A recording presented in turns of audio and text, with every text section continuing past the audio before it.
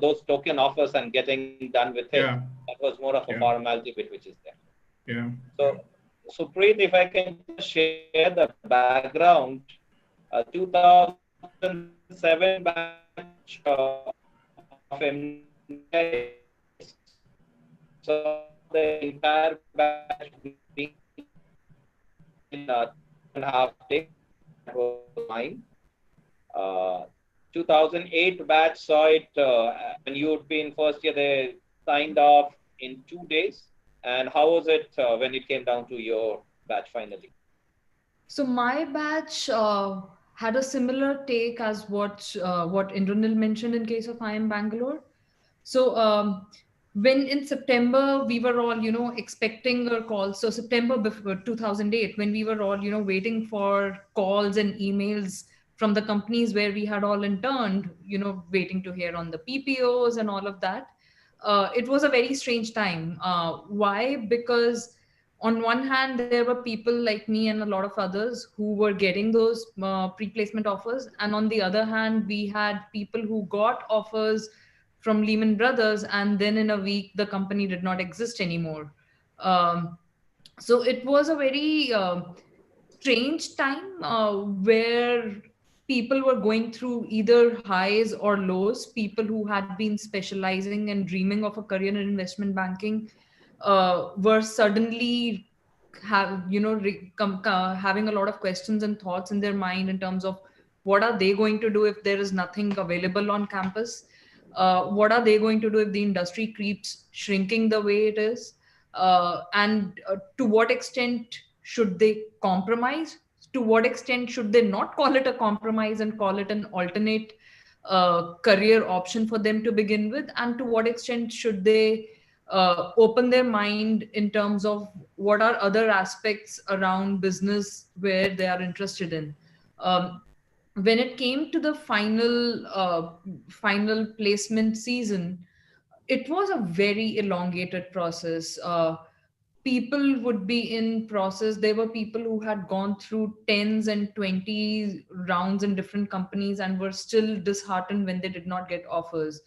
Um, but my only take on all of this is, while in the moment it is extremely frustrating and it is extremely disheartening, uh, it is but 1 year at the end of the day in a career which spans over 20 to 30 years in everybody's lives. Um, and that's how we all as a batch look at it in retrospect when we see where we all are, where people who had a head start and people who didn't are doing what they enjoy doing, and in places where they'll enjoy doing what they are doing. So that's the key I would call out. Of course, while you are in a situation which does not look rosy, it is easier said than done. Uh, but at the same time, it is also important to be mentally prepared for what's going on, but also be mentally prepared and not give yourself a hard time that you're not cracking what you thought you wanted to crack. Okay. Indranil, would you like to share one or two, any, if you're comfortable sharing without taking names, obviously, of maybe story of your batchmates who would have done wonders in their career, but they were just not lucky for those 2 days or 3 days? So, Subrat, I think very pertinent question, and before I get to very specific cases, maybe at a slightly more 10,000 feet level, what I probably would want to, if I have to give some my general comments on how did the batch as a whole fare, because in general all of us got a slow start, right? For most people who it wasn't the sort of the dream job that they wanted to start off with. They didn't get that, and they had to settle for something lesser than what they were hoping for when they started their business school course. today it's been we have been about 11 years out of campus. One good thing I can share, and I'm just picking up from where Supreet left, is if I look back in general, we just a couple of months back in my batch at IIM Bangalore had its 10th year anniversary, and the entire batch got together on campus, and so that's a great occasion for you to catch up, and you get to see what everybody is doing. And one thing I can tell you, and this is where probably the most heartening part of the story is, that this is just 1 year out of a 25, 30 plus year career that you're going to have. And if I mean, it's been 11 years since we graduated, and it's been enough, water has flown under the bridge already. And if there were any debate around the fact that the batches which get a slow start compared to the batches which start at a good time, in general, do the former have any disadvantage, or at least the individuals who don't get a very good start, are they at a disadvantage in the long term? I would unequivocally say that there's no such thing. Ultimately you will get what you are destined for, and you will get what you deserve, and this too shall pass. And especially if you're planning to build a career in a country like ours, it's growing at a fast pace. The kind of talent that we need to as we embark on the next phase of growth in this country, you guys are the kind of talent that this country will need. All you got to do is to bide your time, position yourself adequately, so that when the tide turns, you are adequately positioned compared to others to get picked up the first. Coming to very specific cases, I can, without taking names, I had a couple of my very close friends who were, cut out for investment banking. Obviously, 2009 being 2009, as I said, none of the investment banking companies turned up on placement day. So everybody had to basically settle for either a consumer banking job or a commercial banking job, or still worse, maybe commodity trading kind of a job in a small concern. I remember that was the year when quite a few family-owned commodity trading companies, Indian commodity trading companies, managed to get a slot for placements at IIM Bangalore in that year, and they, monetarily, they at least made great offers to people in our batch, which was quite comparable to what an investment bank would offer you on campus for an India placement. But obviously, the kind of work environment or the kind of experience that you would get in a firm like that would be far short of what you would get in a bulge bracket investment bank. But this is where I say that, one thing that if there is such a thing, few things that you should do and few things that you should not do. Be very clear of what is your true calling. If you want to do investment banking, if you believe that you are cut out for a career in finance, then don't settle for a marketing job, and vice versa, just because you are getting any job. I would say, for the time, if you don't get your dream job on campus, then figure, and vice versa. And then if you believe that you are cut out for a marketing job, then don't go and pick up an equity research job. Pick up something that is your true calling, even if it is not the most fancied name to work for, even if it is not the highest paying job in that particular industry. Use the time that the economy is not going through a great phase to deepen your domain knowledge, sharpen your skills, because when things turn, and this too shall pass, I have no doubts about that. And when the job market comes back to some semblance of normalcy, this domain knowledge is what you will be able to flaunt to your would-be, to your prospective employer. Because ultimately, if you want to go back and do a M&A job or something related to valuations, and you have spent the next 1.5 years with the advertising agency, that experience is not really going to count. And believe me, that somebody who has done equity research, even at a very small shop, is probably going to have an edge over you. So to that extent, um, my limited take is, if you do not make it on campus with your dream job, try to focus on something which is at least in the same field as where you want to make your career, and give it your best, even if it is not the highest paying company, even if it is not the fanciest name in the industry. You get in and try to learn the tricks of the trade. To give you a very specific example, I remember in our batch, as I said, there were about 10 odd folks in my batch, many of them my very close friends, who ended up in a sort of a family run commodities trading company. Not the kind of company you would really want to work for after getting out of IIM Bangalore. But they got in. I mean, that was the only thing that they had. If they wanted to build a career in finance, that was the best option that they had on campus. And a few of my friends did take up that offer. And the 2009, 2010. I mean, that's what they had to contend with. But as soon as the things started turning, I remember two of my very close friends amongst those 10 who went to this particular company based out of Gurgaon. They were able to very quickly change over first to Allianz here in Mumbai, and they were part of the Allianz India business, and eventually they were able to very quickly transition to Allianz's investment banking business in Hong Kong by 2011. So, as I said, I mean, 2009 they got out. By 2011, they are in a quite a mainstream investment banking job out of Hong Kong. So that's all it took for them to get, notwithstanding the slow start in the first 2 years.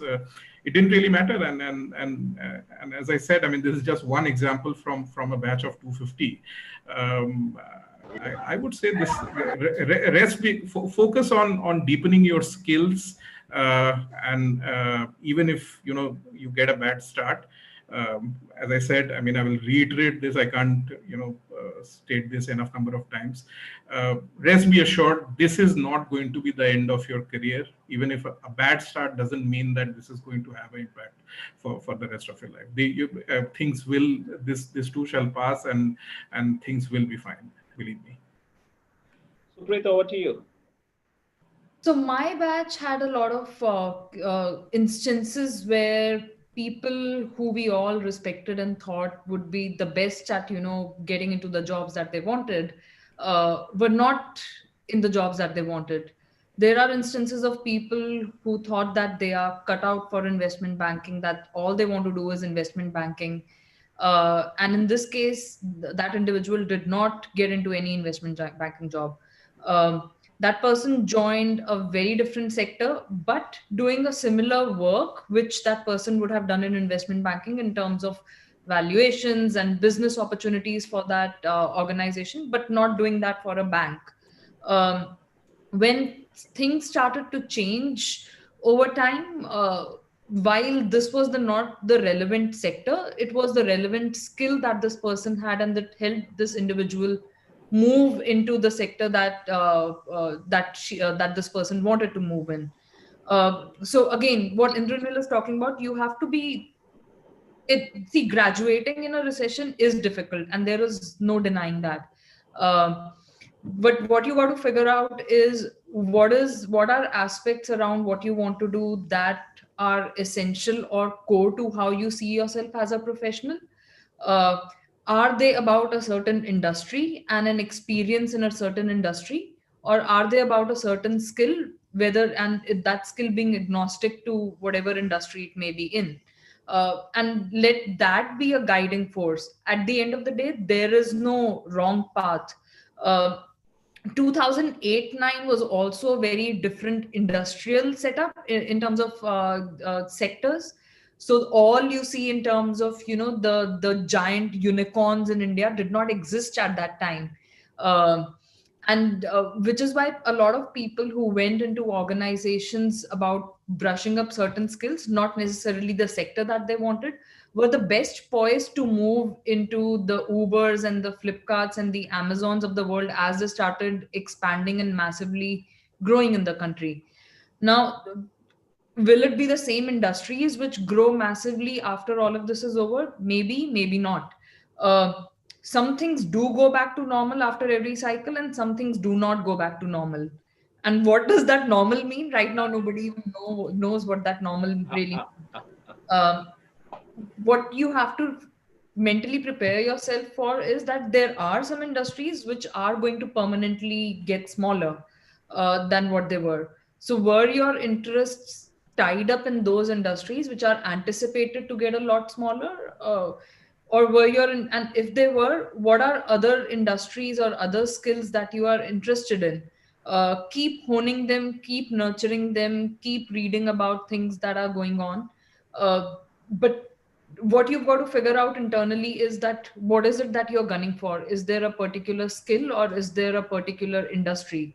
Um, and let that be your guiding force. I think everybody knows that after 5, 6, 7, 8 years, uh, there will be points which are of highs and lows that happen in everybody's career.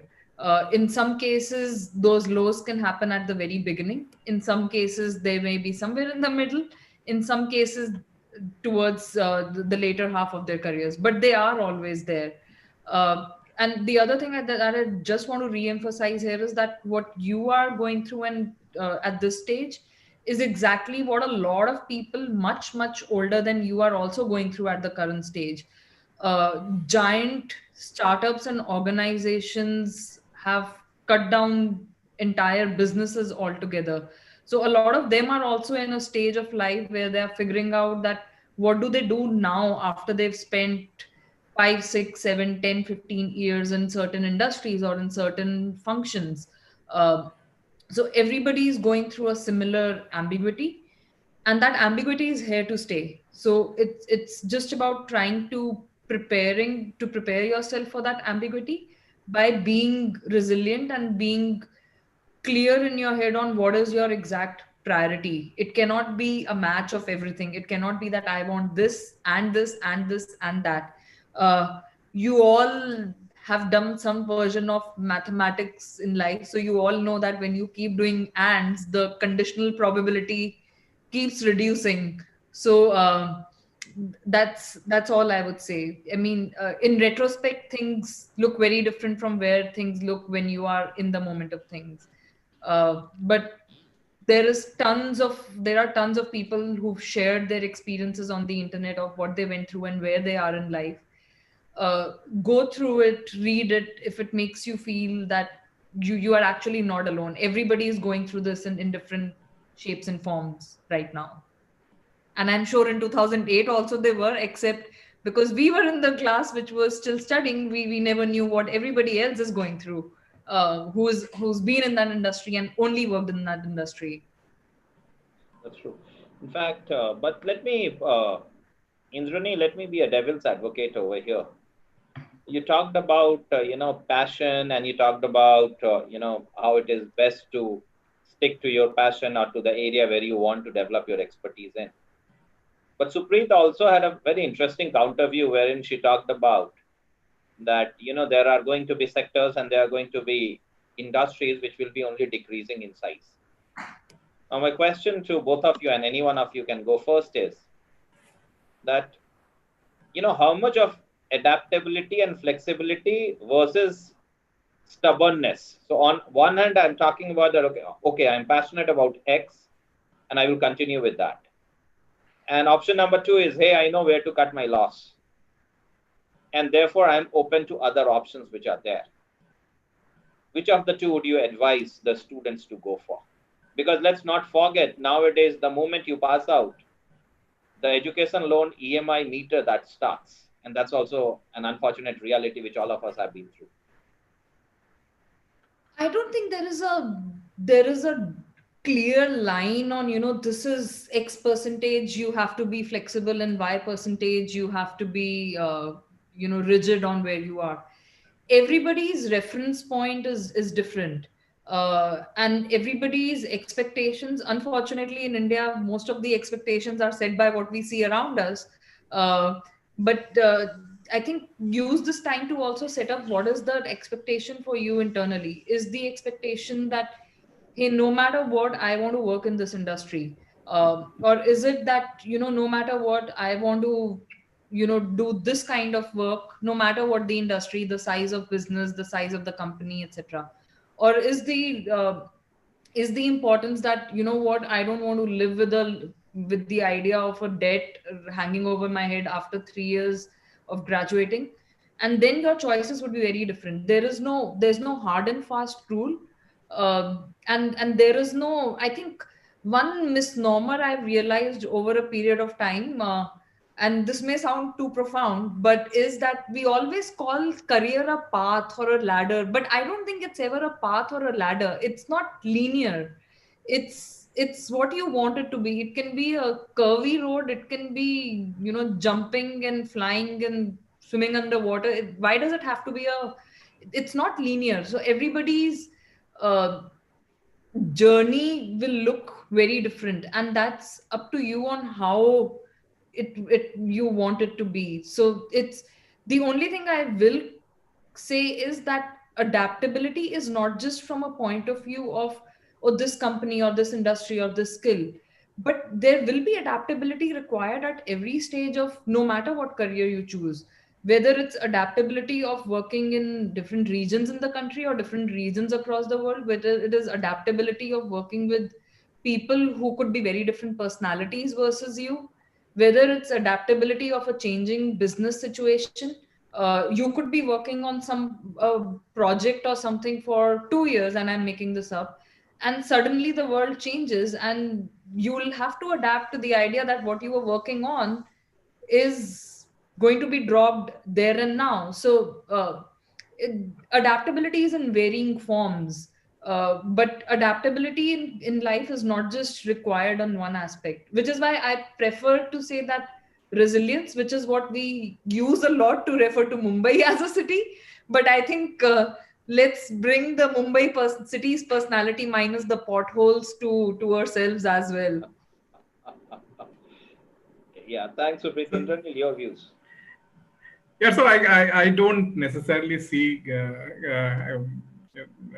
what I just said to be at all in contradiction to what Supreet was alluding to. What I'm basically trying to get at is when I say do not compromise on what you want to do. Supreet is right. I mean, a lot of industries, a lot of companies that we saw, prosper over the last 5, 10, 15 years. A lot of those industries might go. A lot of those companies might go. What I'm talking about is be focus on your skills, right? If you believe that you are somebody who wants to pursue a career in finance, or somebody who wants to pursue a career in marketing, somebody who wants to career in HR, I mean, these are functional skills area, and so focus your energies on deepening your domain knowledge in these functional skills, because these functional skills will always be required as long as the world of business exists, right? As long as businesses exist, you will need somebody to do valuations for you. You will need a marketer to do marketing for you, somebody who can do HR for you. So what I mean is that, so as I said, if you're somebody who wants to build a career in finance, then focus on the basics of finance. Don't be too don't have a chip on your shoulder that this is not the kind of company I would want to work for after graduating from a school like mine. This is not the kind of brand name that I had signed up for.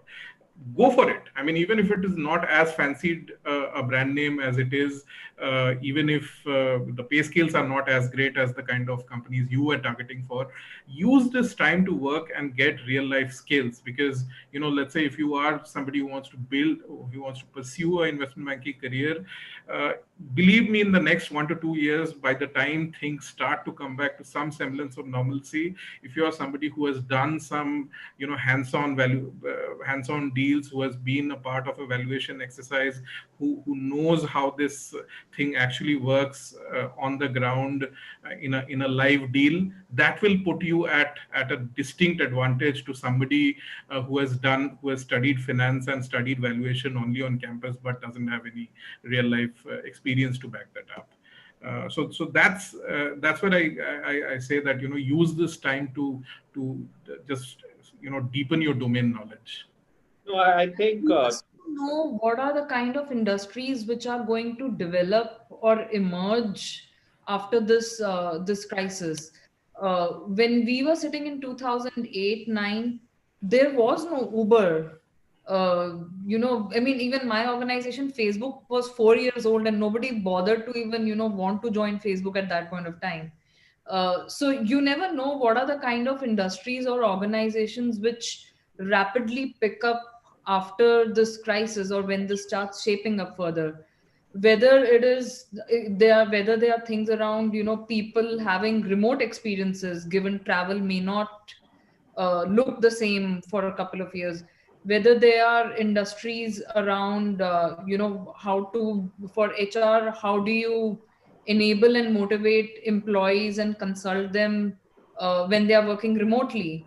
So you never know what things actually emerge from this. The only thing that is important is that when something like that does happen, if you have the relevant skills for it, even if it's in a different sector, but they are relevant skills, those skills are transferable.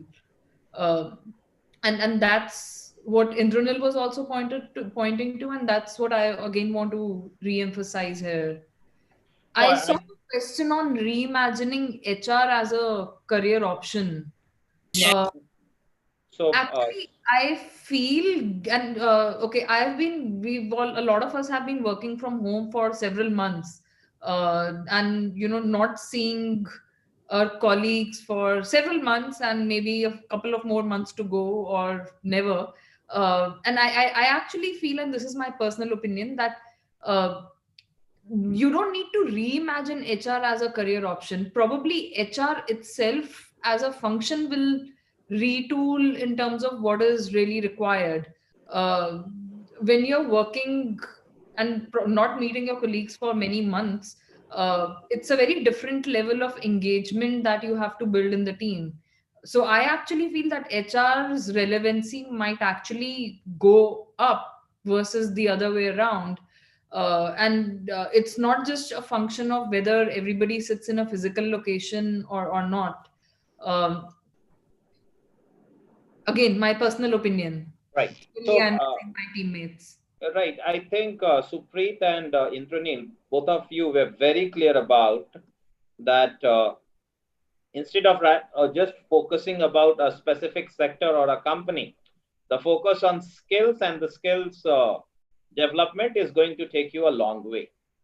The next question before I come to you for that, can we have the second round of poll? Gagandeep and Prapti, if you can have the second poll. Yeah.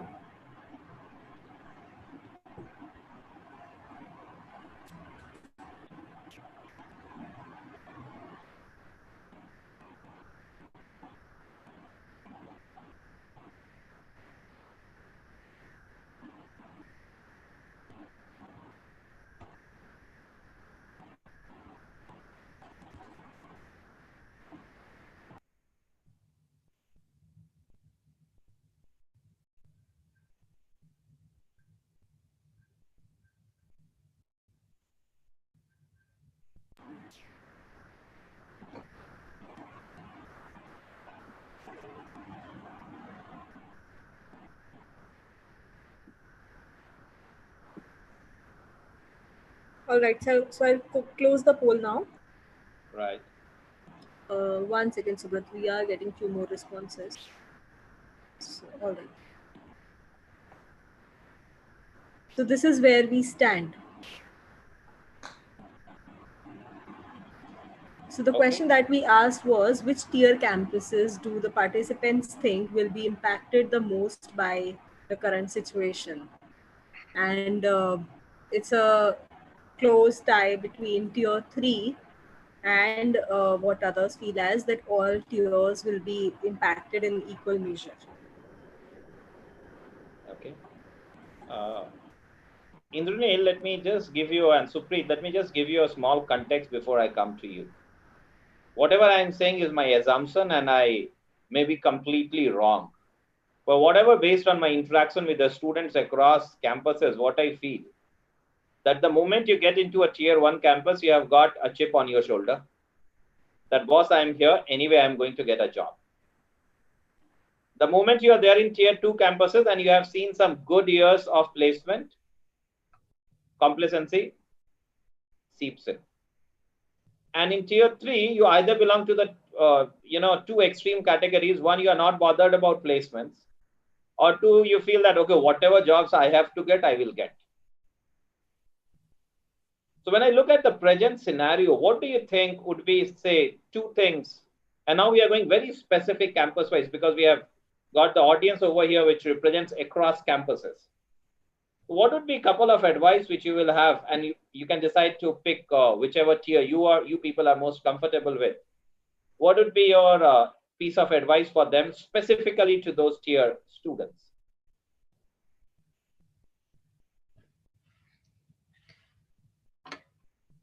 Because the brand name alone is not going to work. That's very clear. Supreet, go ahead. I think what I wanted to just share was that no matter the tier, but especially when you're in the tier 1 colleges, you are so focused on getting to the finish line that the mindset is that, as long as I get to the finish line, I'm good to, take on the world from there. So the realities in terms of how things may shape out for the different tiers could look different from a superficial level in terms of the number of offers or the number of companies, etc. But if you look at it from the perspective of the students, the struggle may be the same in terms of trying to reorient yourself to the idea that your dream company may not even exist or may not be on the campus, etc. And I'm talking purely from the experience we had back 10 years ago, where when I see the experience that my future colleagues or friends from other universities had, everybody had the same struggle. The companies that people were individually gunning for were different, because the companies that come to campuses themselves are different, or the roles they open are different. But everybody had to go through that exercise, mentally preparing themselves for the idea that the company that I wanted to go join from day one is not even going to turn up at my campus, or the role that I wanted is not even going to be opened up anymore, or there is a hiring freeze or something or the other. So the struggle mentally is still similar. And I would still say that my advice would only be to be focused on what is the skill or skills you are wanting to grow, and the openness of the different companies and even industries where you may have the experience of learning that skill and working on that skill as you get there. So my advice would be the same. And I think things look very different when you look at top line numbers versus every individual's thought process. Sure. Indranil. So coming very specifically to what you asked, how does it impact people in various tier 1, tier 2, tier 3 kind of colleges? I, for one, if I were to answer that question, I would have probably picked up that last option. I think it impacts everyone the same. The bottom line is that for the vast majority of students sitting for campus, doesn't matter which campus you are sitting at, you'll probably have to settle for something lesser than what you had aimed for. Doesn't matter you went to the IIMs or MDIs or in any of the lesser tier, lower tier campuses. Bottom line is, vast majority of you guys will probably not get that dream job that you want, that you had aimed for, prepared for the last 2 years.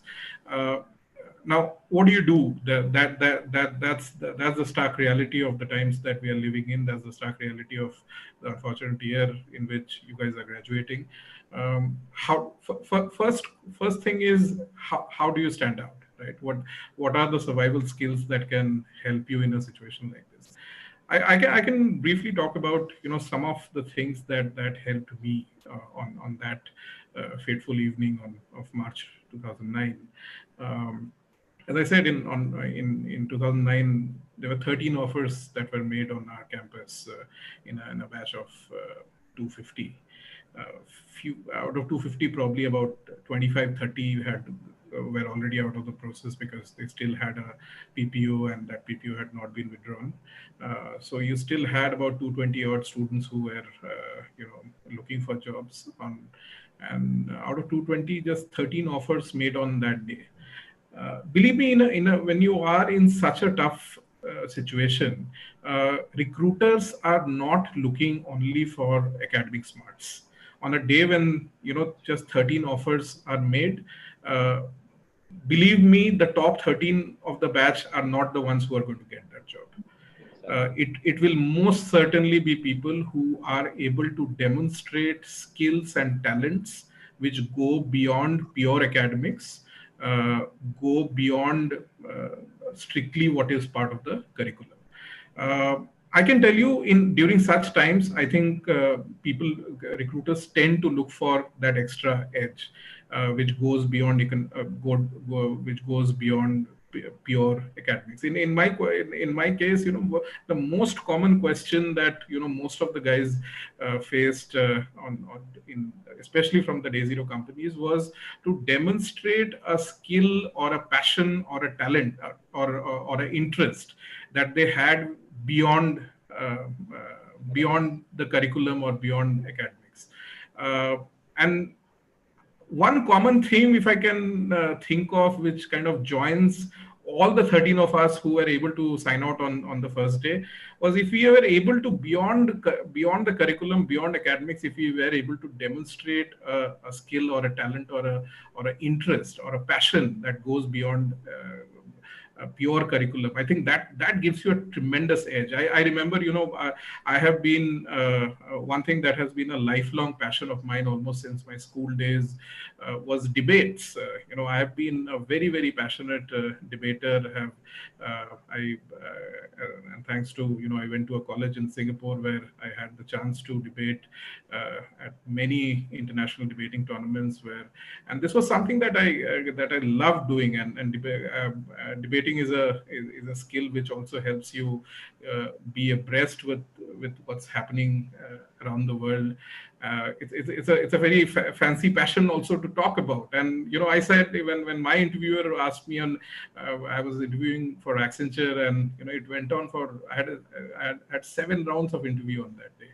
And my final round, I ended up with somebody who asked me this question, what's your passion? And I told I love debates. And it turned out that that guy himself has been an international debater, and which wasn't a great thing, because when you say your interest is debating and you say that to somebody who himself is a debater, his first thing will, let's have a debate. And his first thing was, what are the various styles of debating that you have done? And then, they start getting into nitty-gritties, and we got into a fairly heated debate about. I remember he threw a debate topic to me that what do you think about true meritocracy? And we were having this very heated debate, and I had freshly returned from Singapore just before my MBA, and he was based out of Singapore, Accenture, and he threw this question at me that you keep talking about meritocracy and how this is so obstinately practiced in Singapore. Tell me, it's an ethnic majority, a Chinese majority city. Ethnic Indians are a minority in that city. Do you ever think Singapore would have an ethnic Indian prime minister? And it's been a country which is now been around since 1965, so been in existence for a very long time. I remember and that's a very pointed, sharp question that's being thrown at you. and I remember my answer so vividly, because you have to think at your feet and you have to come up with something which is as pointed, as sharp. And my answer to him was, he was from Accenture Strategy. He was based in Singapore, himself a white American. And my response to him was, you come from a country which is a 200-year-old democracy, and it took 150 years to elect. And then US, by the way, is a Protestant majority country. Most of the Christians there are Protestants, and it took 150 years before it elected its first Catholic president, who was John F. Kennedy. And almost 200 years before it elected its first black president, which was Barack Obama, and hasn't yet elected its first woman president. And here's a guy who was expecting a 50-year-old country to come to a maturity of electing its first ethnic Indian prime minister in a Chinese majority country. And I think that answer, sort of won me my job. He accepted that fact that countries have to go through their various levels of maturing their democracies, and before true meritocracy can have a full play. So I will stress on this, that this is probably a little late in the day. If you don't have a passion, you can't start inculcating a passion now. But if you have had a passion, I would say, and for me, a definition of passion is something that you would give it a certain number of hours in a week, even if you are not paid for doing that. It's something that you're doing purely because of the love of it. So if you go and think about it, if you're somebody who loves to play the tabla, who loves to do public speaking, who loves to cook, for that matter, go back and see if you really had that passion. Believe me, in more ways than once during such times, if you're able to demonstrate that your passion, that you're truly passionate about it, it can add to that X factor, can add to that edge in your interview, to demonstrate that you are somebody who can stand out in a crowd, that can help.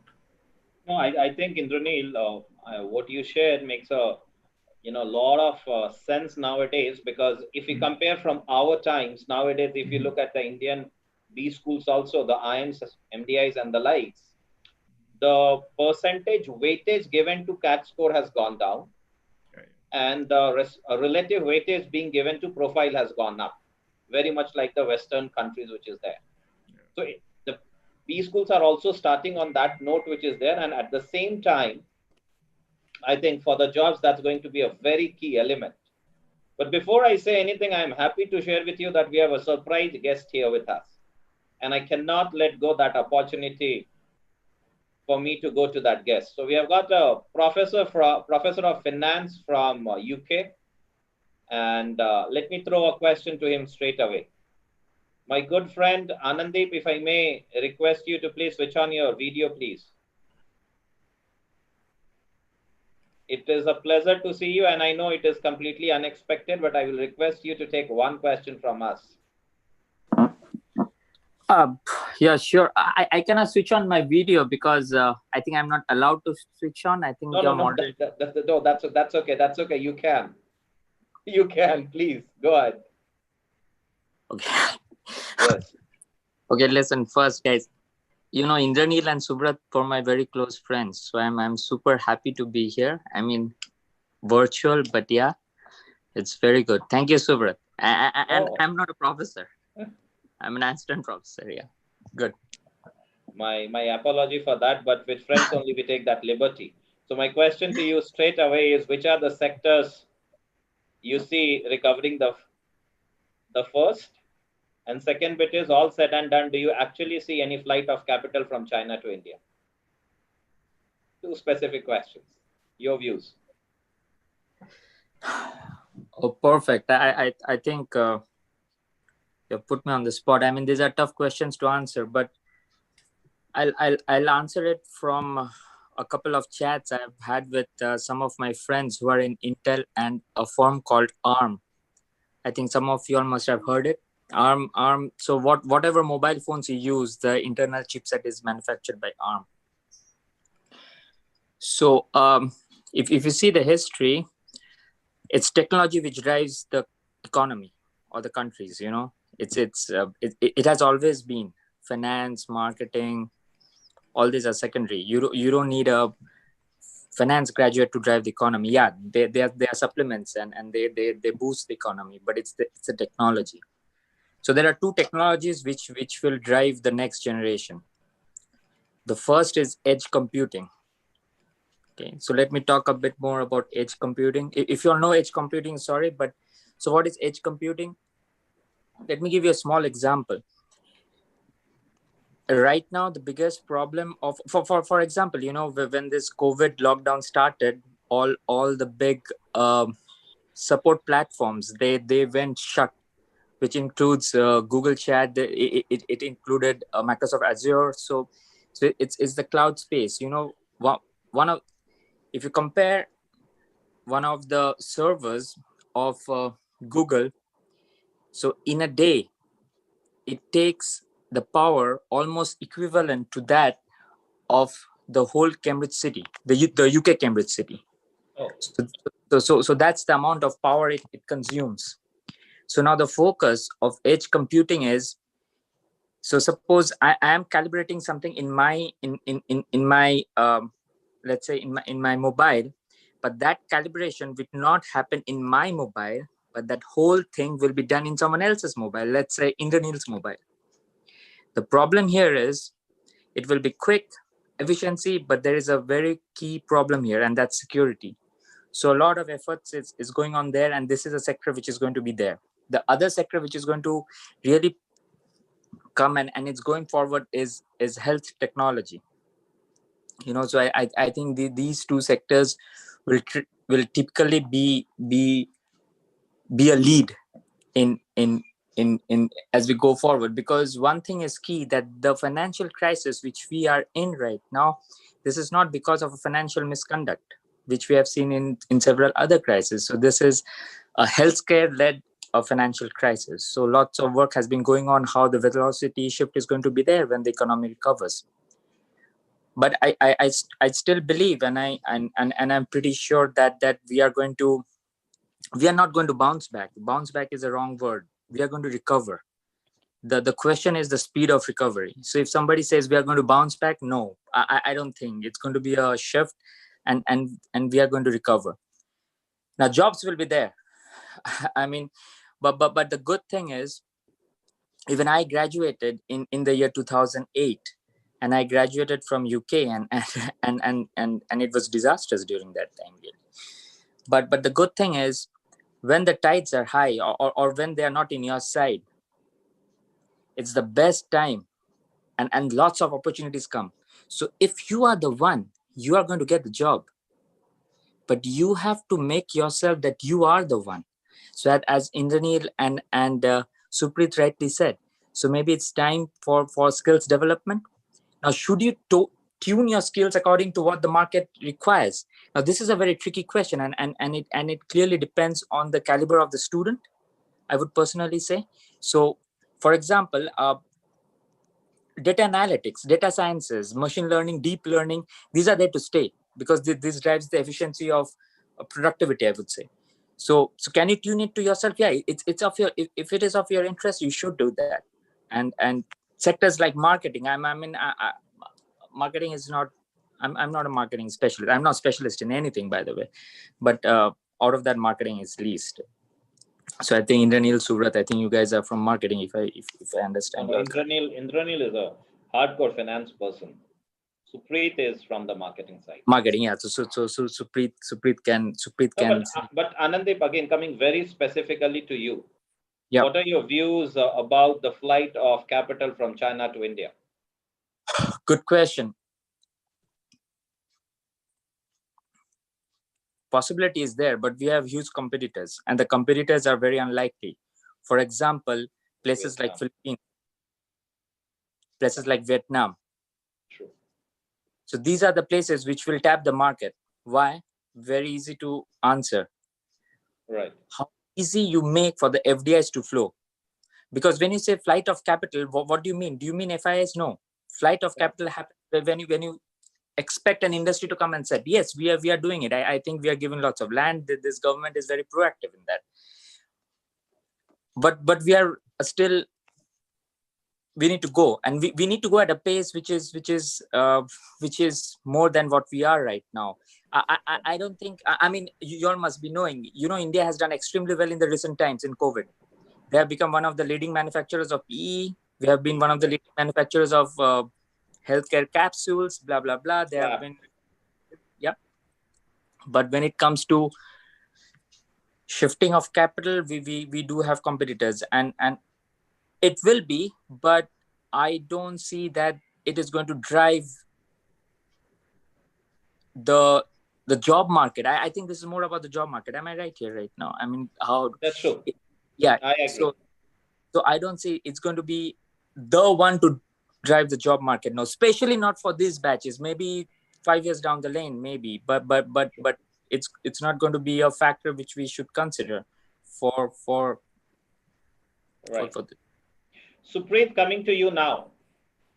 Thank you. And, yeah, thanks a lot, Anandeep.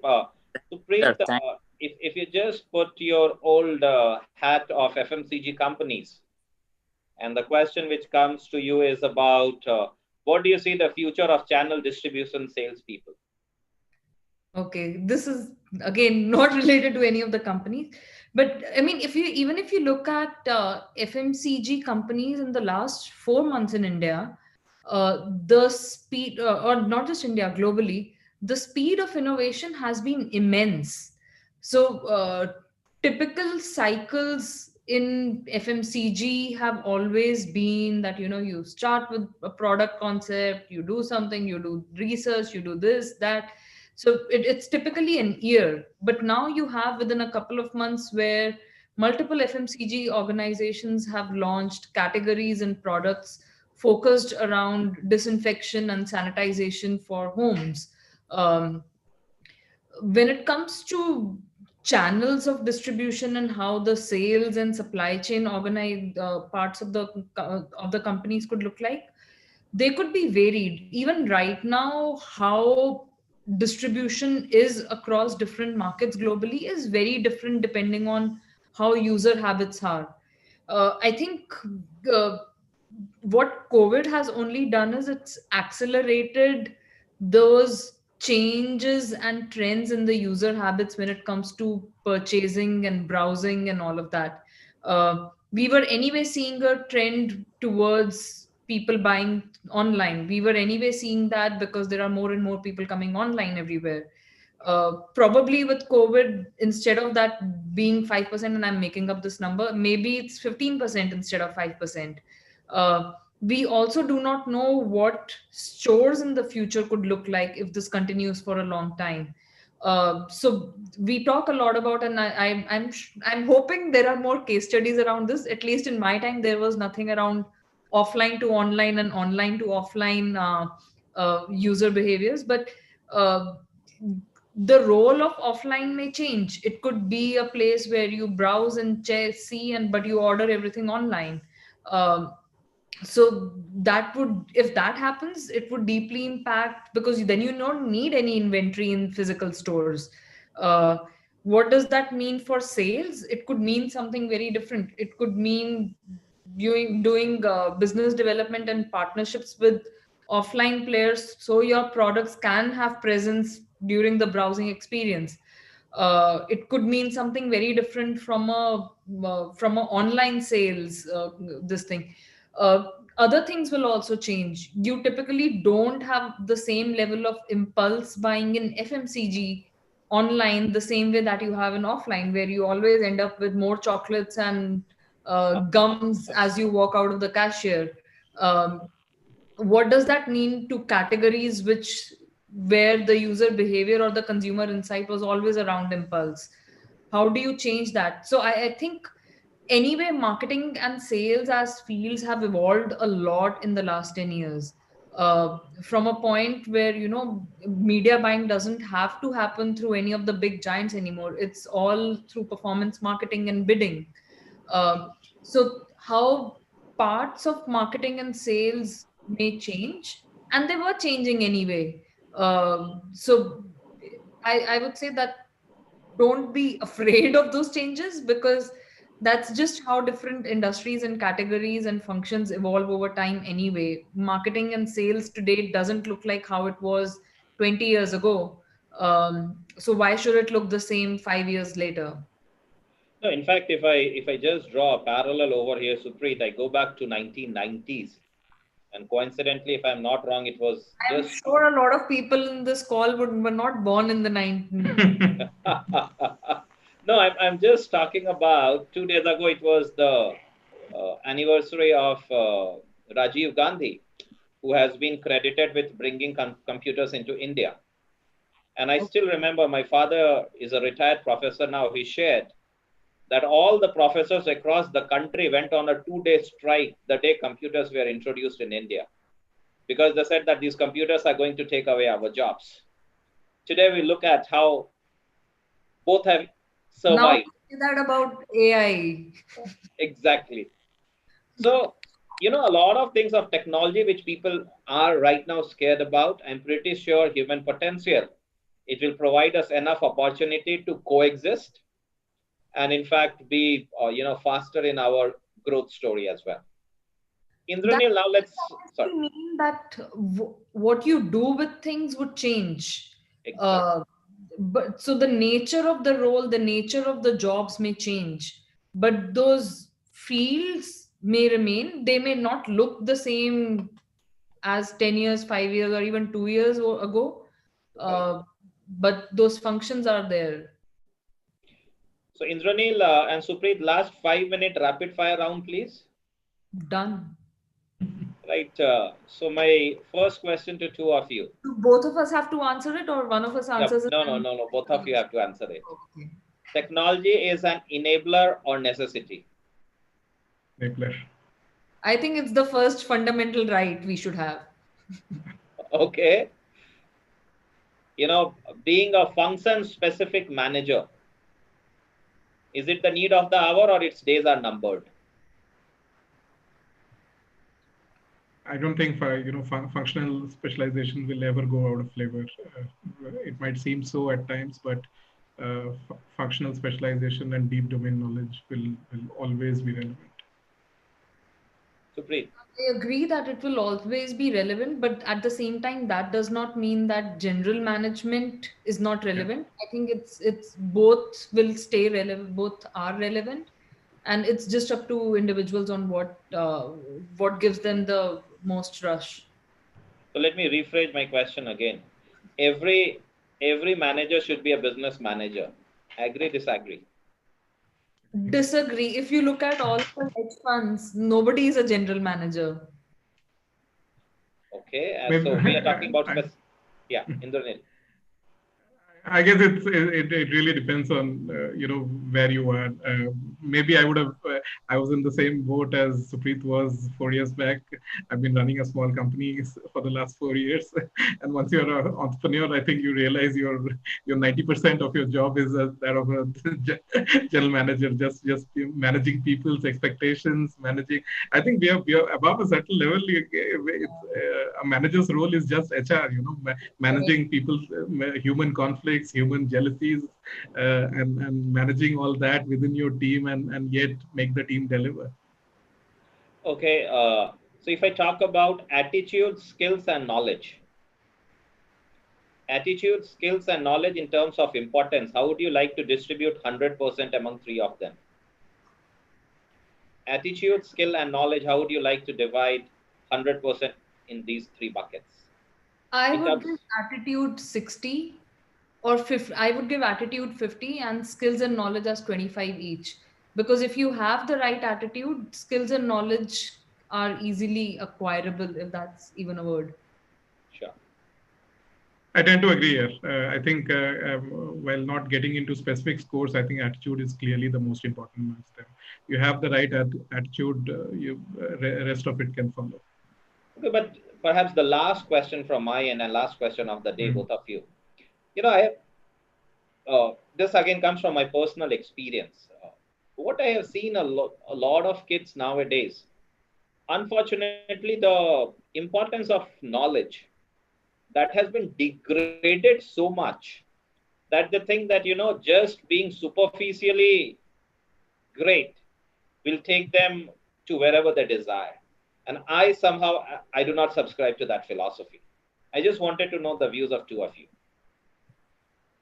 Just repeat that, Subrat. What is not going to take them very far? No, see, my concern while interacting with these students comes from the fact that knowledge, is being disregarded to a larger extent than it should be. And, you may have great communication skills and everything, but at the end of the day, knowledge should somewhere play, and it plays somewhere a greater role, which is there. What are your views about it? I feel that's always a generational thing. I'm sure our parents feel that about our generation. So I think the nature of knowledge in itself has also been changing. Uh, the way, it was valued that, you could do all your math in your head.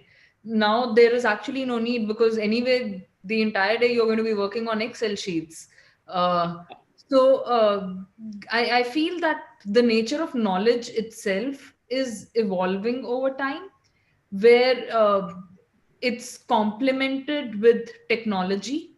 Uh, and in that way, for somebody who, I mean, we were a generation who actually had encyclopedias at home. And now I don't know where, if anybody actually has a single one. But would that be counted as, we are going away from knowledge, or would that be counted as knowledge is a lot more accessible, so you need not know everything at the back of your mind? Sure. So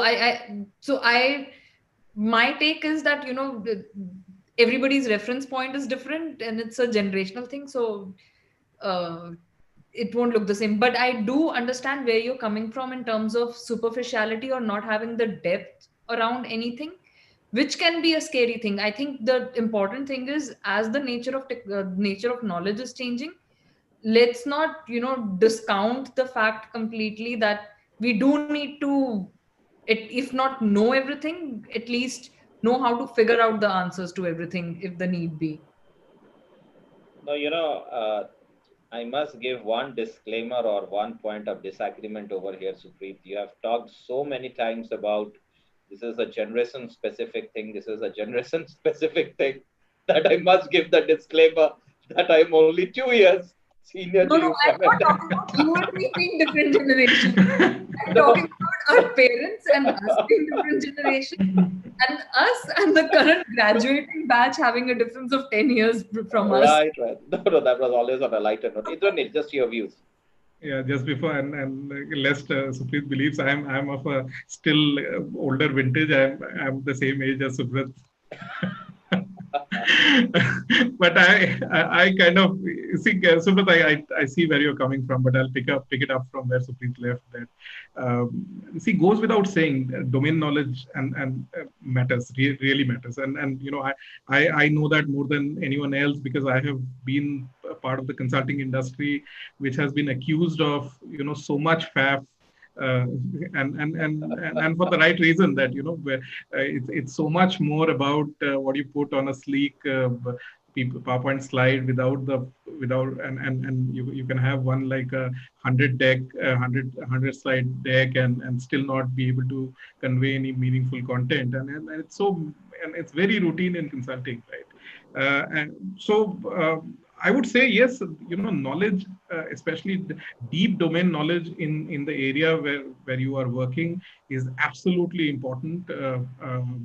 It's not about, I don't want to make it a generational thing. It goes without saying, have deep domain knowledge about your area of work is absolutely a prerequisite. But having said that, where I do agree with Supreet is, let's not completely discount the importance of packaging, if I may call it, right? If you have, and that's so much more important in a year like this. Like, if you have 5 people who are equally knowledgeable, the person who is able to articulate his knowledge and present himself in the most immaculate way to his recruiter is most likely to be the person who will make it, right? Exactly. So I think the wrapper is, while not trying to overstate its importance, is not something that you should completely discount.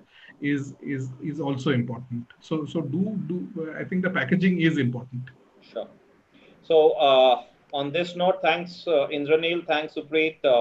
Thank you so much for joining us, and everyone in the audience. Can we have a virtual round of clapping for them?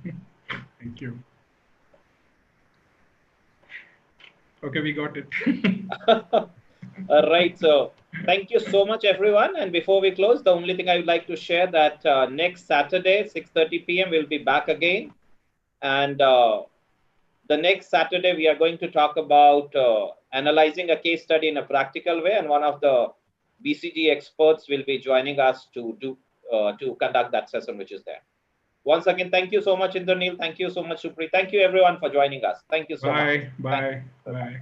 Thank you.